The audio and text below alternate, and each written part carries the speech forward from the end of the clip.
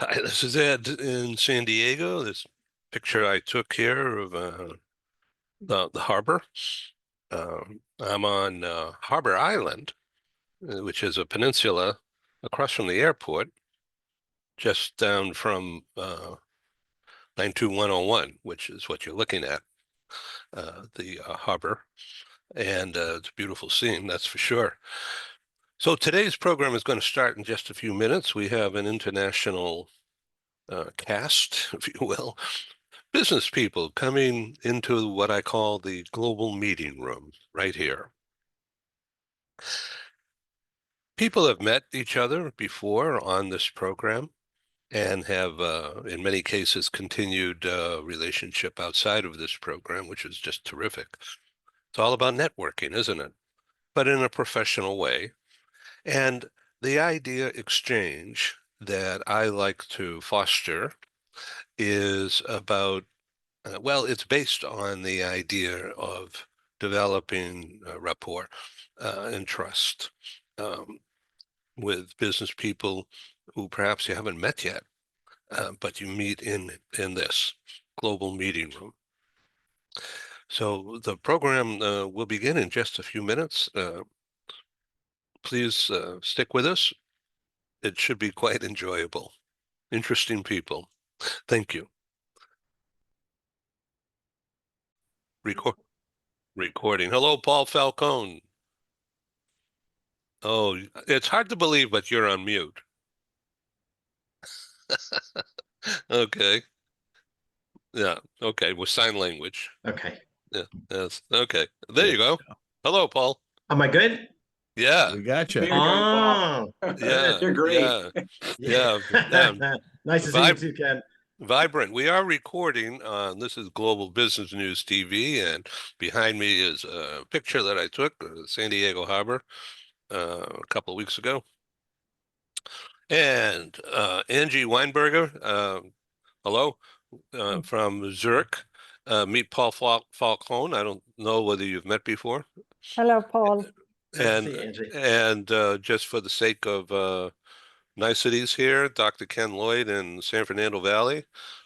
Uh, hello again, Hello. Ron Cooper on the in Maryland. Are you in the Eastern Shore? We're not quite. We're about 3 miles west of the Eastern Shore. We're in an area that the Eastern Shore people call the Western Shore. Oh, that's cool.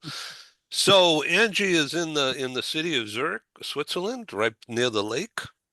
And thank you for ending your day with us, or maybe you're not ending your day with us here. Um, do you have more Bit things early to to do? end the day. Yeah, really. Hey, John Varigo, you may have just heard, has retired from government work before Elon Musk came along. And so everything is good, right, A John? year before. Oh, that's good. Okay. The topic today is kind of a mishmash. I think it is timely because of the diversity of opinion that we're about to hear. And we'll be joined by at least, well, they said they were coming, two or three others from across borders, from across time zones as well, into what I call affectionately the global meeting room. So thank you for being here.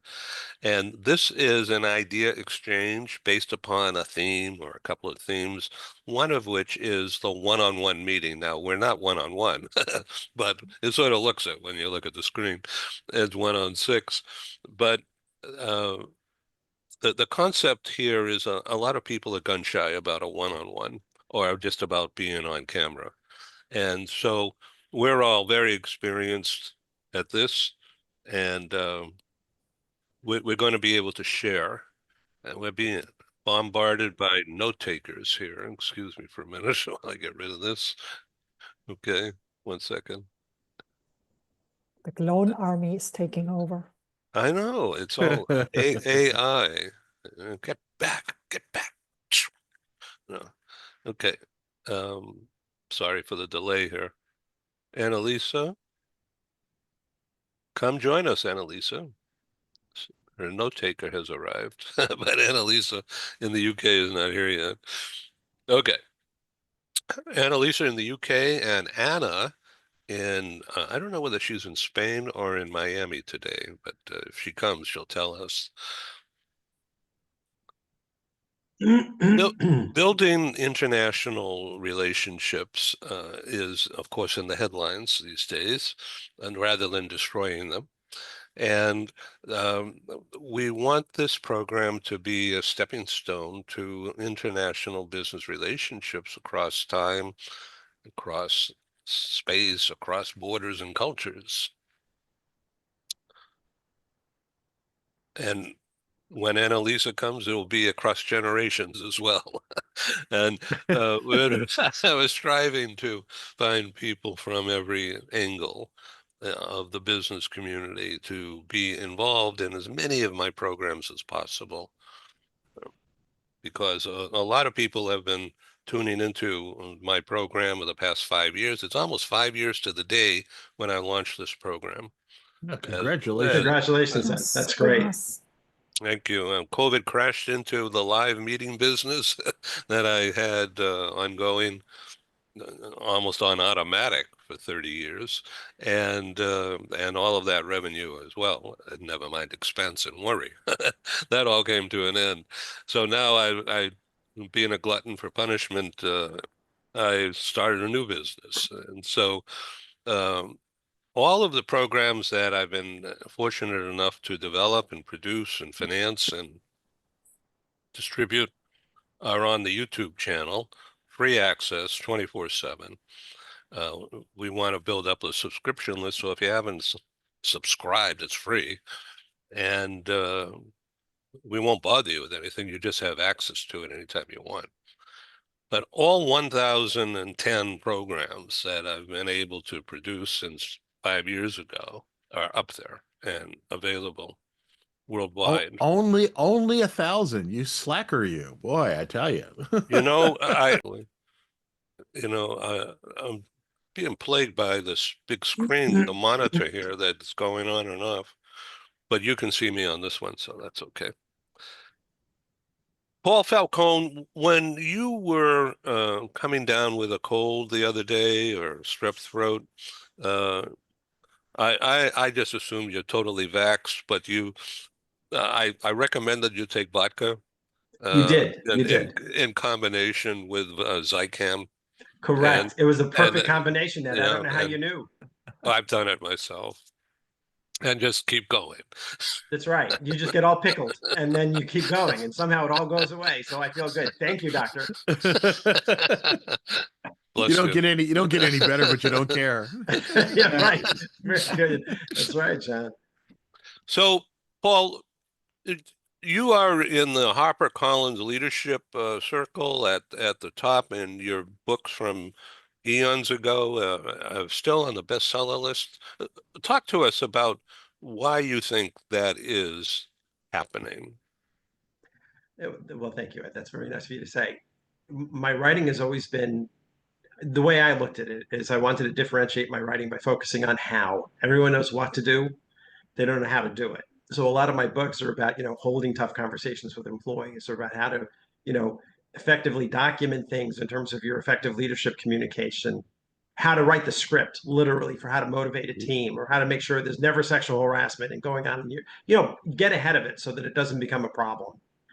And I think that was the one key differentiator for me, because even if you have an MBA from a top school, it's like they don't teach leadership in the trenches. They're teaching you organizational design and organizational behavior, which are big topics and they're important, but they're not how to become someone's favorite boss, and how to hold people accountable, and how to talk to your team about what it means to be agile, and how do we rank ourselves with that, and how could we be better. That how piece, I think, is what made my books a little bit different, Ed. So thanks for acknowledging that. I appreciate it. Thank you. Dr. Ken Lloyd, your book, the newest book, is second iteration, right, of something you wrote 15 years ago or so. And tell us about what's happening. Are people buying it? I hope so. Of course, I bought one. I've got mine. Yeah, there we go. There's one sale. Ka-ting right there. I had written a book on performance appraisals and phrases 15 years ago for Wiley.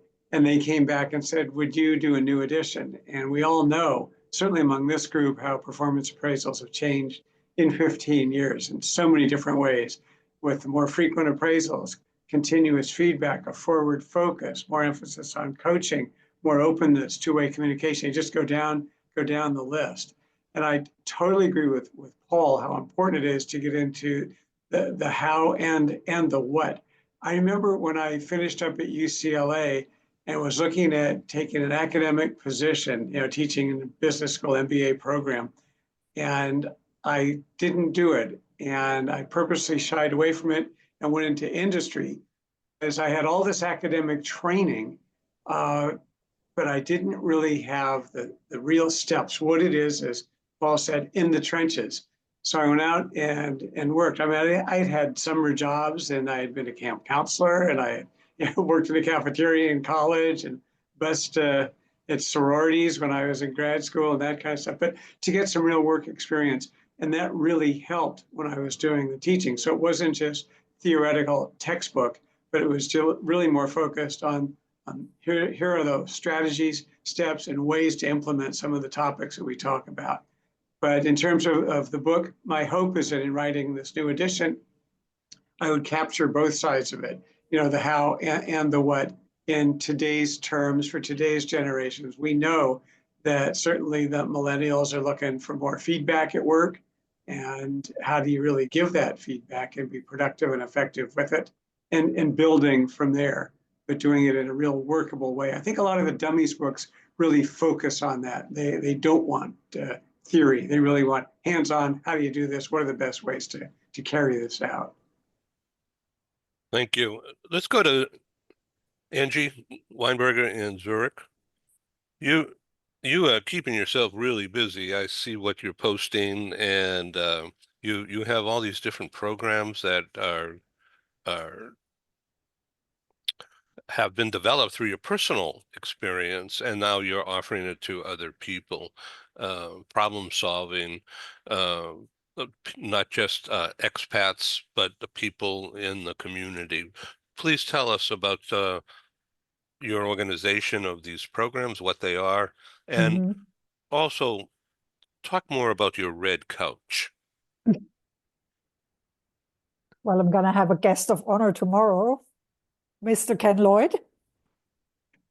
Really looking forward to it. So I start with the red couch. Okay, so this is a project that I started about 3 years ago for International Women's Day. I actually wanted to feature more women and give women a voice. And I also, at the same time, wanted to learn how to conduct interviews better, learning from you, Ed, the master, TV shrink, trying to get better at how to do that, so that maybe eventually I can have a podcast. And now this has turned into a series. So every week I conduct at least 1 or 2 interviews. It has turned into a series on YouTube. And the red couch is, you can see it in back. It's like the oldest piece of furniture that I have. My parents got it when I was 8. And it's been sort of around the world with me. So, and most therapists, they have like a red couch. So I'm not a therapist, I'm a coach. But it sort of fits the purpose of the topic of interviewing senior professionals in the field of global mobility, expats. People write about topics that are relevant to my population, or people talk about those topics that are relevant to my listeners. So your team, your people that you're focusing on are not lonely expat wives. Not really. I mean, I focus mainly on expats and their partners, all sorts of genders. So there's no, it's not only women. There are expat partners that are male too. I know it's hard to believe, but things have changed since 15 years ago. And I coach many around finding a job. So we have a program that we launched today. It's called Hire Me Express. We relaunched the program into an online program. It's about how to find a job basically in a country that you're not familiar with. And that started, I worked on this for the last 15 years, basically, and now I condensed it all into an online program. And I also have a program for senior leaders that I call the Global Rock Stars. And obviously, it has the element of international team building. It also has the element of moving from one place to another. But the international part of it is sort of ingrained. So it's usually about things that you just talked about: leadership skills, building a team, building a virtual team. And this is more the coaching program for the rock stars. Interesting. John Verico, you've been so busy in your retirement. You you just keep going. Retired has turned into it's a hyphenated word because you're tired and retired. So, and you're involved in book writing as you're contributing to a book that has a lot of people doing things in it, and yet everyone is deriving a benefit from that process, right? Yeah, I've been in actually 7 international best-selling collaboration books, compilation books, which has been really remarkable because I don't have to write a whole book myself. But I'll write a chapter or a page and just get together with so many other brilliant thought leaders around the world from all different walks of life. And that's what's been so amazing is the interaction with the other authors, whether it's in there's a dozen or so authors in the Cracking the Rich Code book series where we're each writing a chapter, or in the one that just came out, The Art of Connection, which is 365 days of quotes. And that's a series of books.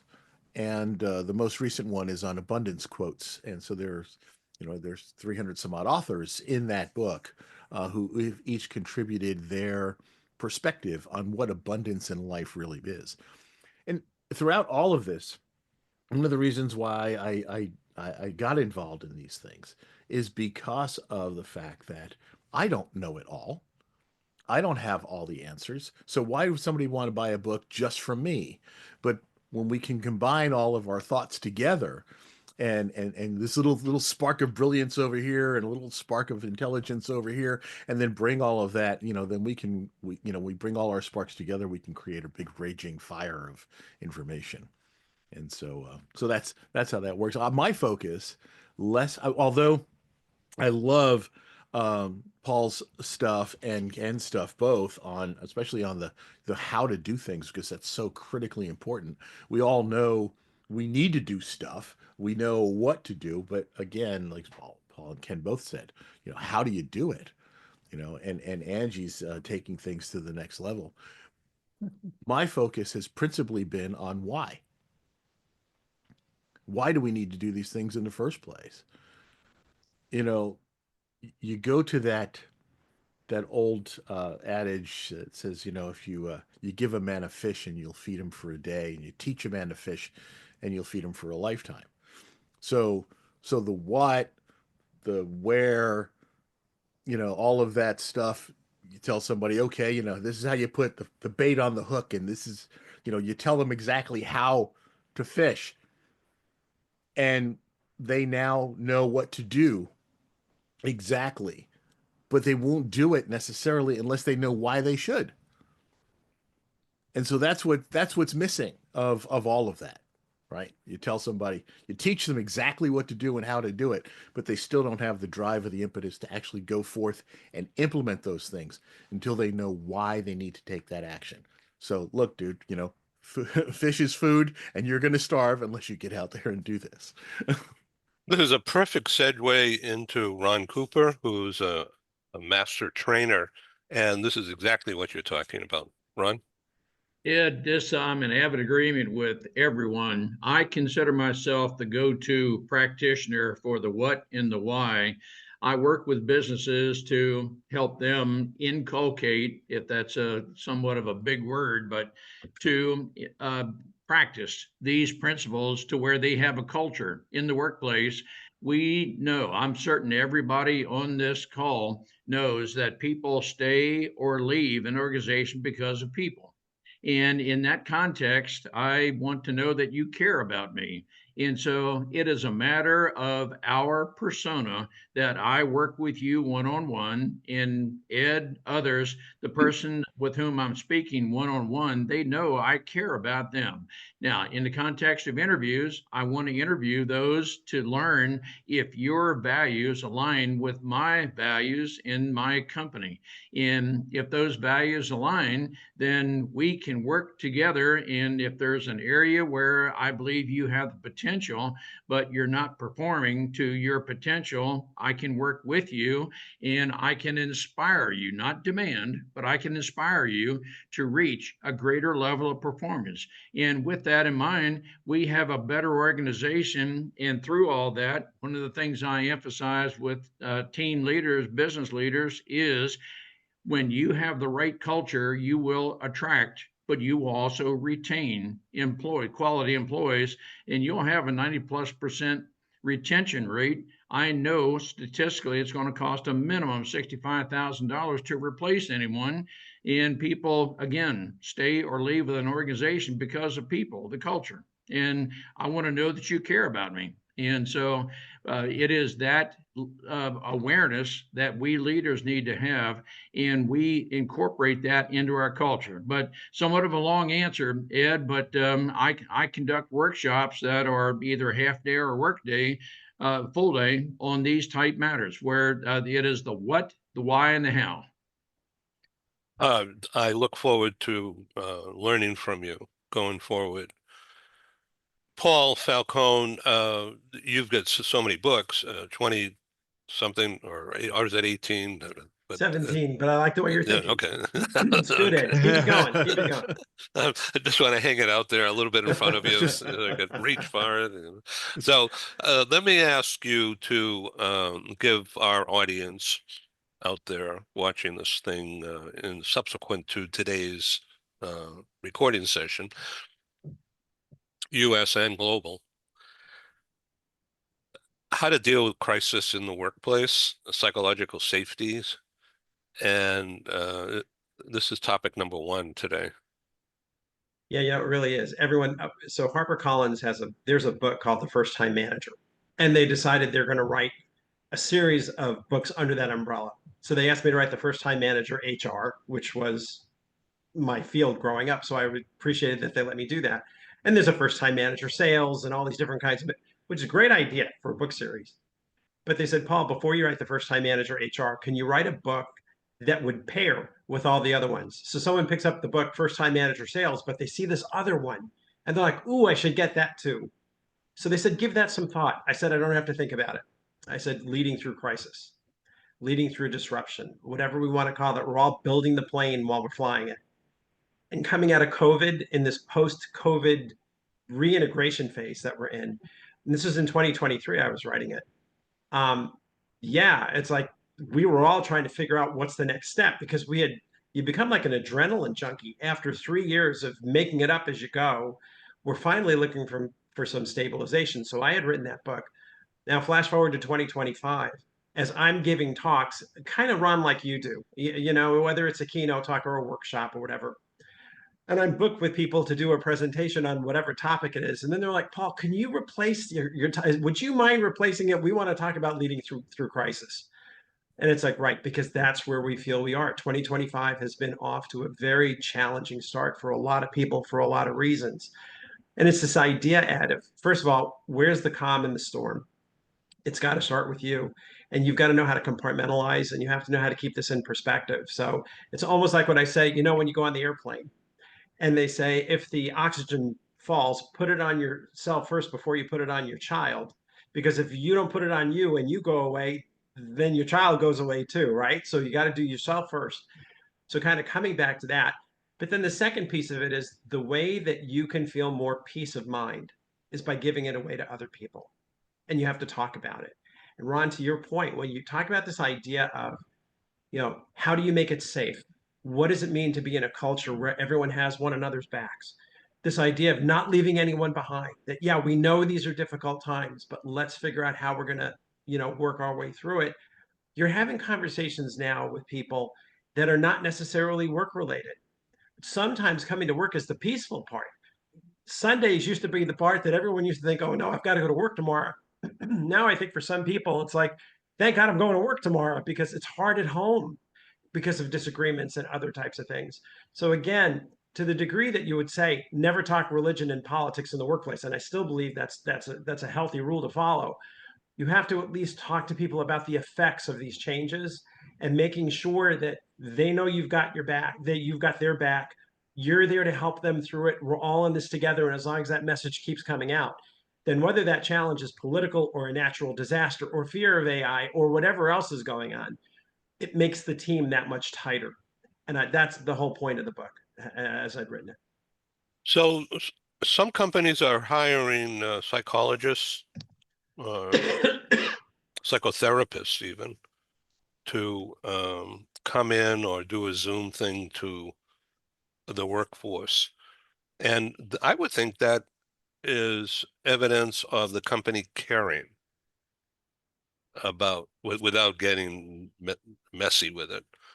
Just bring in an outsider and encourage the workforce to take time to pay attention to what this psycho is saying, what this therapist is saying. That sounds better.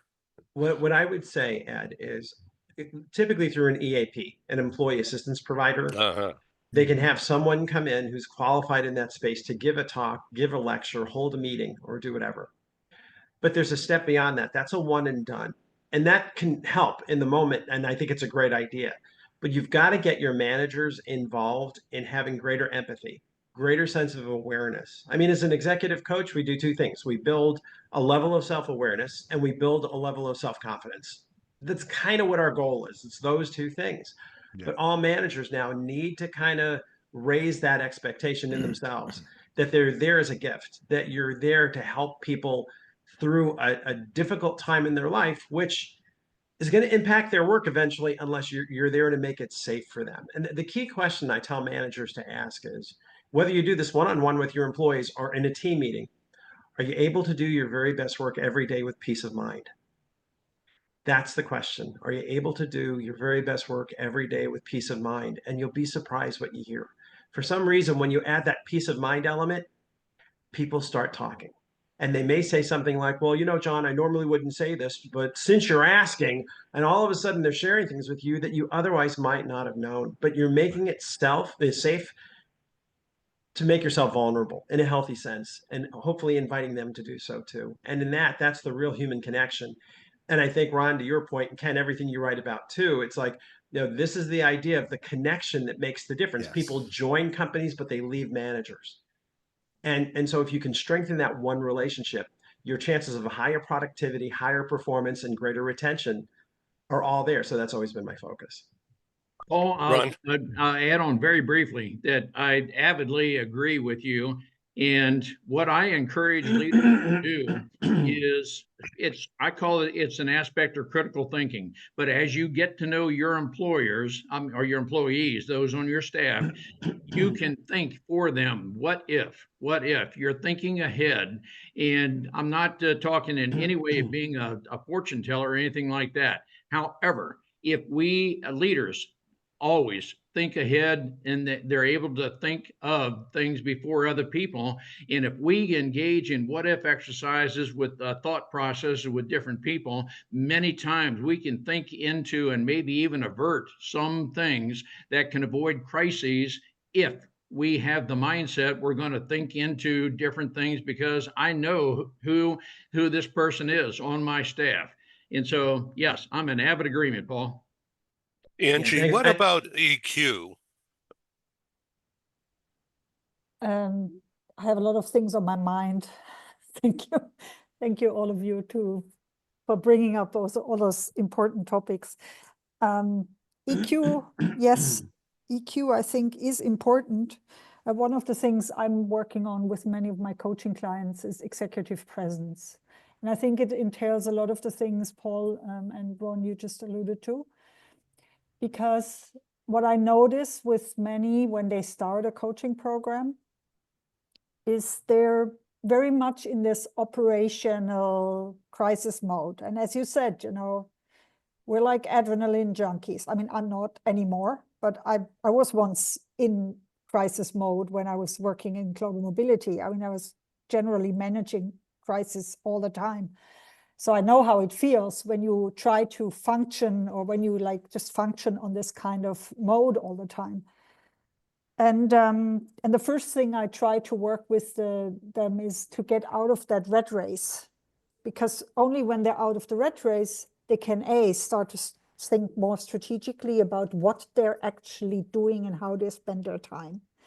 And then they can also be more empathetic and also be present and hold the space of the people that they're dealing with. For example, when they go through another restructuring exercise, or when their department has just been closed and 100 people lose their job, etc. So yeah, I think they need us to remind them of what is really important, because very often they lost the sense of what is really important. And I really think we need to get back to a very humanistic approach to how we work in organizations, how we see humans in organizations. I think in the past we have been very mechanistic, and we had a model of the human. That's also why it was called human resources. That is no longer applicable and no longer helpful, because that old model makes us all replaceable by robots and ChatGPT. I'm not sure I answered your question, but that was just on my mind. There's a lot there to unpack. John? Oh my God! Just adding to all of this that that we're all talking about, the most important thing of that comes down to this is think about what motivates you to do a good job. What motivates you to put forth your best effort, and mostly that it is some sort of ideation that what you're doing matters, that you're making a difference in some way, shape, or form. None of us want to feel like we're futile. And that's what I think is happening right now, is so many people are going through this feeling like, well, I no longer matter. And so performance starts to drop. And those one-on-one conversations that you have with people, the getting, like Ron was talking about too, getting to know individuals and taking the time to say, hey, I care about you. That makes all the difference in the world, because that somebody's got your back. That somebody is empathizing with you. That somebody feels that what you're doing is important. It's all part of the team dynamic, right? The main elements are trust, empowering, having the authority and the empowerment to make decisions without having, saying "Mother, may I" for every little step along the way. Being trusted to apply your knowledge, being held accountable for your work, and the final piece of all of that is that you matter, that you're making a difference. So again, there's one of my goofy acronyms, right? Trust, empowerment, accountability, and making a difference are the ACID acronym for team. I would put as one underlying component of all of this is honesty. To be honest with your teammates, to be honest with your employees, because when managers are not, when they gloss over or hold back information the employees really do need to know, it's going to undermine everything we're talking about here. The teamwork, the trust, the building of the entity itself.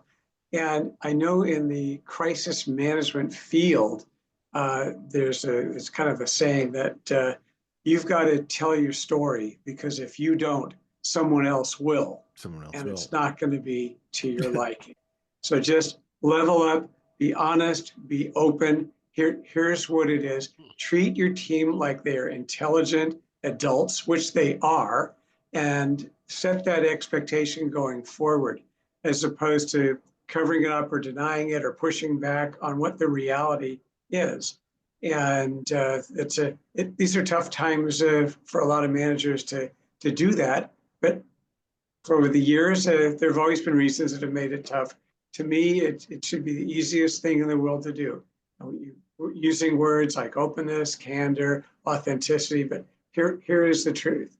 And if we really have established the truth, we can have trust between people. Once that trust is built, just as John was saying, then we can build from there. It just has to be genuine.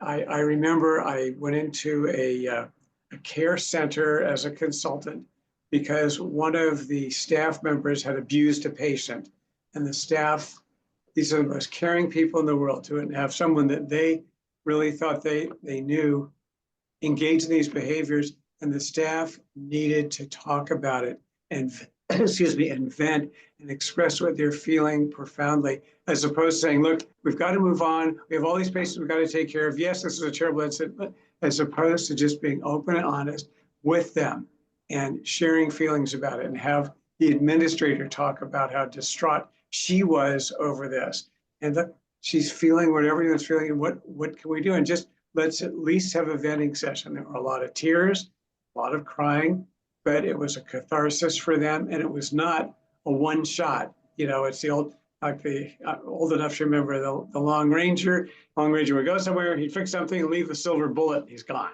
Okay, that's not the approach. It's to make it continuing, and let's build on this and continue in our honest working relationship with each other. Paul, in your role as a board member of the American Management Association, that in combination with your capabilities with LA Pyra, you're speaking to the troops, other HR managers, right? Yeah. Yeah. And you're giving that message. Right? Yeah, and I think the funny thing is, Ron, when you're doing your workshops, as I do mine too, it's usually to operational leaders. It's not necessarily to HR people, but the HR people are in there too. And the question I always ask them is this, and because part of this should be about career introspection, right? It's a mindset shift. When you use that word before, Ron, I was like, yeah, mindset. That's what we're talking about. And so one of the things I always tell them is like, don't have to answer this out loud, but I want you to think about this, because as an executive coach, one of the first questions I will ask someone is, would you want to work for you? Be honest and see where they go with that. Usually, first they look up to the left, then they look down at their shoes, then they look me in the eye and they say, Paul, I'm really busy. And they make some kind of excuse, and I tell them, no judgment, no judgment. It's okay. It's okay. But let me ask you the question a different way. If the whole company followed your lead in terms of your role model leadership and behavior, if the whole company followed your lead, would you be happy with where you took it? And it's that same idea. I want them to start seeing themselves on the receiving end of working for Paul Falcone or whoever it happens to be, right? Perfect. You've got to kind of help them raise that level of self-awareness before you can fix things. And that's why I say I'm teaching HR people how to have these conversations with their operational clients, because I think that's really where a key value is in human resources. It's in building the muscle of your frontline leadership team. But likewise, when I'm talking with the people over marketing and finance and IT and sales and whatever, it's the same idea there. They even, like I say, they didn't go to HR charm school, right? They didn't learn all this stuff. The idea of emotional intelligence doesn't mean that much, because in their world, it was a matter of putting revenue on the table or making sure systems roll out on time. People were an afterthought. And my point of my training is like, you're doing things through people, not despite them. Okay, don't look at it like I've got to get this done, but these people are holding me back. Look at it like, how do you build them to replace you? And to the degree that you can put yourself in that role of mentor and coach, and understanding that you're helping them grow in their careers, whether you can promote them or not is a separate issue. And you got to, Ken, to your point, you got to be honest about that. There's no room to grow them. There's no room to grow them. But that doesn't mean that you can't help them prepare for their next move in the career ladder. Now, people would say to me, but Paul, aren't you afraid to train your people to replace you because they'll leave? And the answer is, yeah, there's a risk in that, but I've had very low turnover on my career, in my jobs over my career, because people feel like when you've got their back and you're putting their needs ahead of your own, right? This idea of selfless leadership. They stay. They stay. They're happy. It's not worth going somewhere else for 20% if you get someone who's going to spit fire and throw chairs at you. I like working for Falcone. And so that's kind of my narrative. And it's not that hard a narrative to teach, but you've got to change that mindset a little bit. Angie, you use color a lot. I've noticed over the years of our relationship. Purple, lavender, a red couch. So, but the purple is more soothing than the red, I think. What do you think? Interesting observation. And I think in the context of, let's say, the environment in which I grew up professionally, which were banks and professional services firms. In Very Germany, unusual. in Germany, right? Yes. So Yeah, like right. my current slide deck, for example, is like a bit of pinkish. And I just held a workshop, and some of the women commented afterwards and said they really like it, that it's so different, because what they used to, or what they normally see, is different style. But it took me a long time to get there. You know, I've now been my own, like I had my own company now for 15 years. And before that, I was like basically wearing black and blue. So I think I use color because it helps to differentiate, but also it helps people to remember you better and to associate with you maybe with a feeling which otherwise they often don't see in the corporate world. And I think the feeling that I want to bring across to my clients or my listeners or the YouTube videos is a feeling of being seen, a feeling of being seen as a human, as a person, more than just a resource that can be squeezed. So, and the feeling that they belong, and also what you mentioned, John, that what they do matters. Because so many people have this idea that they work like rats in a race, busy bees, but they don't really see that they matter. So sometimes just letting them know that they're enough and that what they're doing is enough really changes their outlook so much. And I think, you know, can also in the context of performance and performance conversations, this is sometimes so destructive for people. They feel like back in high school because, you know, many of the performance conversations, unfortunately, we had to do in HR were based on a bell curve and based on forced ranking and on ideas that aren't really suitable for the modern knowledge society anymore and for the modern knowledge worker. So I think we destroyed a lot of human souls with these kind of systems. As an HR professional, I have to say, I'm not in favor of performance management system anymore. John? I think, you know, we should really get away from that. Agreement. Yeah. Well, let's go a little wider. We talk about the old performance appraisals once a year where you sit down and you're given a bunch of feedback, whether it's positive or negative. Your manager might not even remember what happened and something you did that was really well.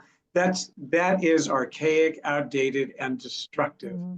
If we go fast forward now to where we are today with regular meetings between employees and their leaders, if you will, or their managers, if we're talking about feedback in the sense of here's not only how things are going, but if there is some slippage or failure to meet various benchmarks, we're really focused on how can we build, train, coach, and guide the employee. So it's not just looking backwards and criticizing, but it's really providing feedback in the most constructive way. That's very important. People learn with feedback. Without feedback, if I'm shooting an arrow at a target, and I don't know if I'm hitting the target or not, that's a waste. So employees do want and need, we know that particularly with younger generations, we know that with the millennials at work, they want feedback, but it's not once a year criticism or intermittent. If someone does something well, there can be informal right on the spot. Hey, Angie, that was a great comment. You really helped advance this. Way to go. All the way out to if we're not doing it informally, for whatever reason, which is a little tougher virtually, because you don't really get to see your employees day to day and they're carrying out the aspects of their job, but at least at the very least every other week, more often weekly, to sit down with the employees. How's it going? What questions do you have? What suggestions do you have? How can I help you?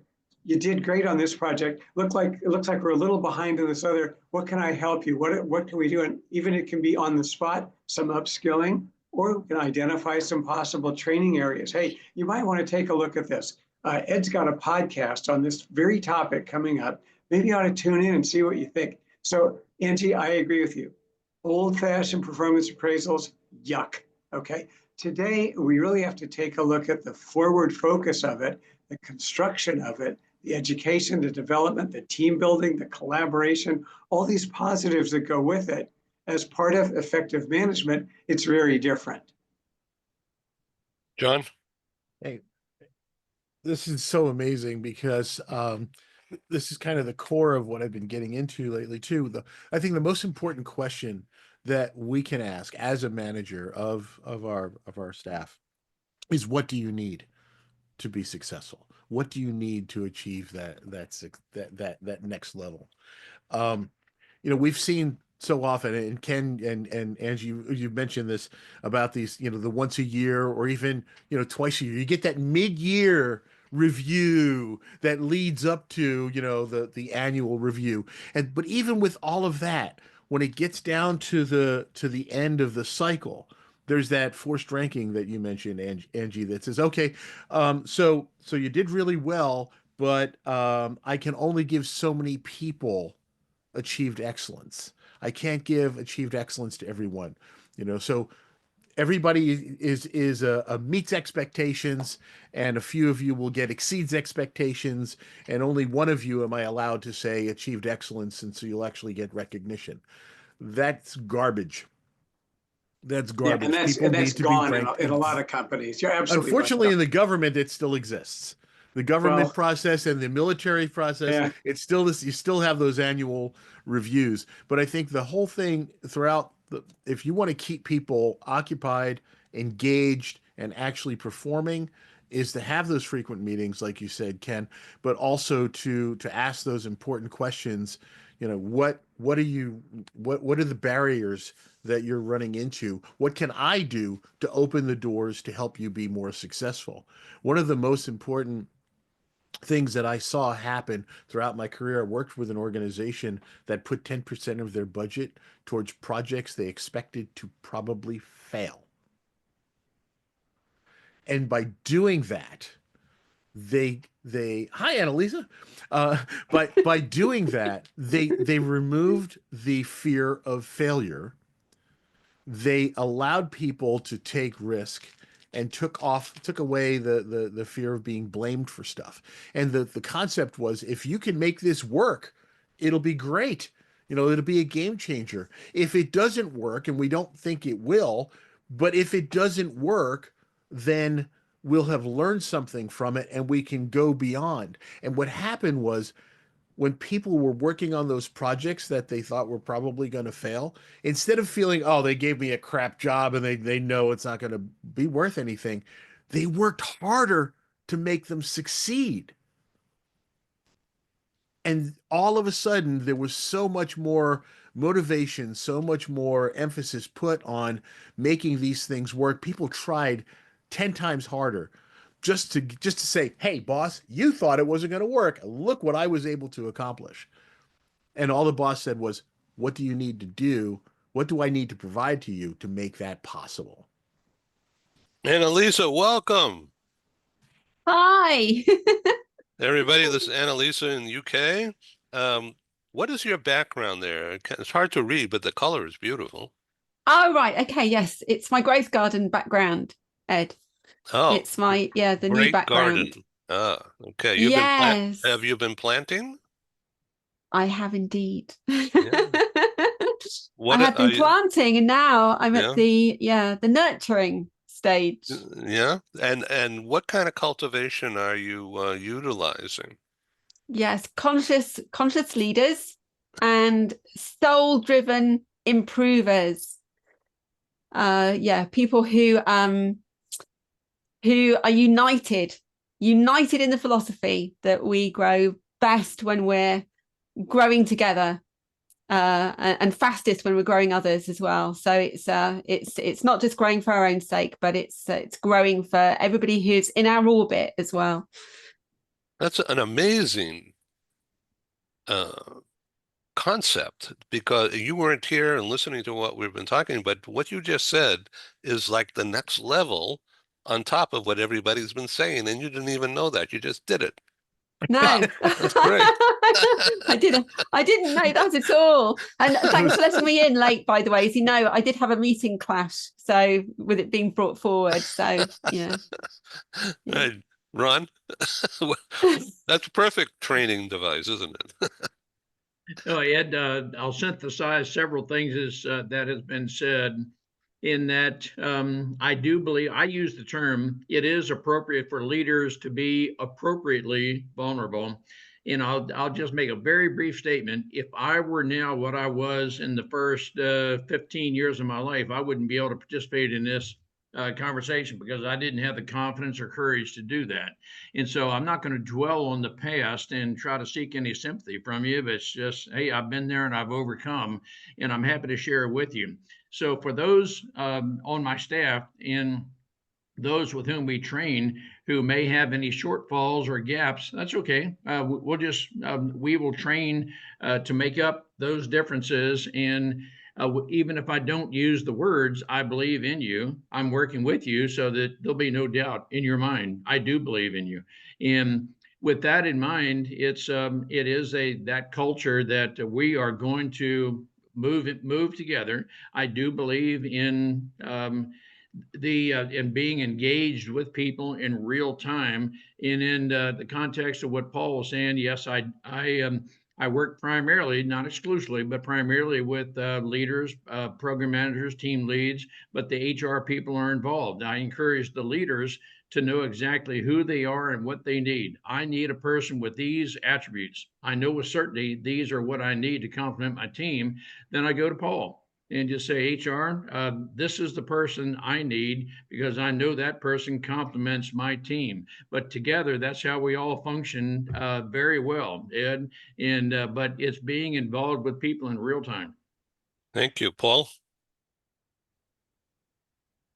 There, I was off. I couldn't agree more. I think the funny thing, Ed, which is so cool, is when we get together like this, and whether we're authors or practitioners or instructors at university level, we all have come to the same awareness about what the key drivers are. It's like I could read someone else's book and I'm like, yep, totally agree. I didn't get there the same way. My lead up to that end was maybe a different experience, but we all come to that same realization. And I think that's the aha moment. What you do so well, Ed, is you bring us all together and we can share from across the globe. And the bottom line is, it doesn't matter. People are people. We all have the same needs. We have the same wants. To those who are good at whatever we want to call this, emotional intelligence, the otherness idea, the values-based leadership of living your values, we're all coming to the same conclusions. That's not coincidental. I'd like to think that we've maybe been through enough of life that we've seen this and we found that it's what's worked for us. And that's something that we can give away, right? The universe knows you cannot give away anything you don't already have. So to the degree that you can give away peace, and you can give away an achievement mindset, and you can give away values-based leadership and otherness and selflessness, that's kind of where we're all coming from. And I thought this particular hour was really well done. I mean, all of us, some of us were meeting each other for the first time, but wow, what a great group of people to come together and share thoughts and realize we're all, no matter where we are on the globe, we're coming to these same conclusions together, which is wonderful to see. Way to go. Thank you. Perfect. Annalisa, what are you working on? What are you going to be doing tomorrow that will build on what you did today? That's a really good question. So, as I said, really, now that the Growth Garden is there, I need to be building the community. So tomorrow will be all about that, approaching my network, making people aware of its existence, and then just leaving it there. They'll know that what it's there, how it's going to help them with leadership development, personal development. Somebody mentioned, I think it was Ron there, closing the gaps, identifying the gaps, helping them to know what they are, to know what they really stand for, what's really important to them, and to help them to align with that, and then to help them to grow as leaders as well, or to improve in their leadership. So bringing everything together. So tomorrow, really, it really is awareness raising and visibility raising. And there's still a lot of things to proofread. I've created a lot of resources for it, and there's still a lot to make sure that I've dotted the I's and crossed the T's before I upload them. But there's plenty to be going on with there. So yeah. So everybody, please exchange notes in the chat while we still have about 10 minutes left here. Website, Annalisa, please put your contact details in there so you can get ROI going forward from this. Thank you, Ed. That's very generous of you. Very generous, very kind. Have to do it. In the past, I've forgotten to say that. It's so obvious, and so here I am, I'm saying it. It's not obvious actually, because some people don't. Yeah, I've been in networking groups where you might get banned if you put your contact details in. So not here. This is open source. Just be kind. And Ken, so have you noticed a psychological lift in the LA area after the fires? Somewhat. It's really varying by individuals and by where they are, but I don't see a lot of, if you will, euphoria or glee. Just chatting the other night with a family that did not lose their home, but they live in the Palisades, and they can't go back to their home for at least a year because all the homes around them that had burned, all that ground has to be totally cleaned out all the way down to the Army Corps of Engineers, taking out a layer of soil. They are not, these people are in their 70s. They don't want to go through the process of cleaning out the house because it smells like a chimney. Their community is gone, the schools are gone, the temple's gone, the churches are gone, everything is gone. They said if you want to go out there and take a ride through, it's like nothing you've ever seen. So yeah, there's a lot of finger pointing now going on, which is quite destructive. Who could and should have done more to prevent this, or at least deal with it more effectively? It's a tragedy out here. As I've mentioned before, to me, it's doubly sad for the children because their schools are gone. They already been doing virtual learning because of COVID. So all the social development that they could have had, all those experiences have been cut way back. And granted, maybe they're learning their ABCs, but we know that school, particularly for the young ones, is so much more than that. So it's not at the point, isn't this great? There are a lot of developers coming in and people are selling off their land where their house was just to get some cash and to get out. People are leaving. People are very disappointed. They're trying to hold these communities together. They don't want a whole bunch of developers coming in. They're tasking people, please don't sell to them. But people are saying, we're stuck. People have been underinsured. Dreams have been broken. I hate to sound so negative, but it's really a very sad situation that's still going on. And there's gouging with rentals. I hear of people literally, and not a palace, renting a house for $20,000 to $30,000 a month. Okay, it's that ridiculous. So yeah, we've got a ways to go out here. This was a tragedy. It was unspeakable proportions to destroy lives and communities. The Altadena area, it's an old established area, and what these folks have gone through is awful.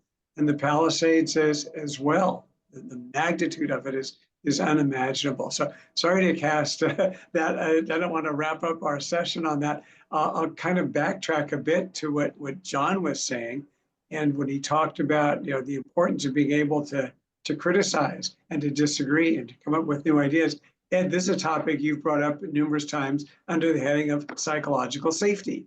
And we want that in our organizations. We want to have the employees to feel that, yeah, you can be open, you can be candid. We're going to be that way with you. You're not going to get jumped on if you're in a meeting. Hey, what a terrible idea. We don't do things that way. You're not going to be hearing any of that. And I think we approach our organizations. I'm so disappointed in seeing all these terminations, and not to be overly corny, but I'll do it anyhow. I would rather approach an organization rather than looking at who can be fired. I'm more interested in who can be fired up. And I know that sounds a little trite, but that's really what I believe. And that's kind of what we're talking about. How do we educate, train, motivate, build, help them focus careers? Let's have our team fired up, all working as a unit to get to our agreed upon individual and team and organizational goals. And that has to happen in this city as well, just to get back to your original question, Ed. Thank you. Ron, you're an expert in training, organizational development, and these are my words, in a crisis situation. In other words, don't screw up. And I think the time is now for your leadership here. Well, don't screw up. Frequently when we are given command of at whatever level, it was very common military terminology. Good luck. Don't screw it up. And in some cases, it is, well, okay, you're in that leadership position. You better somehow figure it out and do it right. But I think we're all saying in different ways, train your people for the next level and train them well, train them how to lead, train them how to communicate, train them how to demonstrate you care.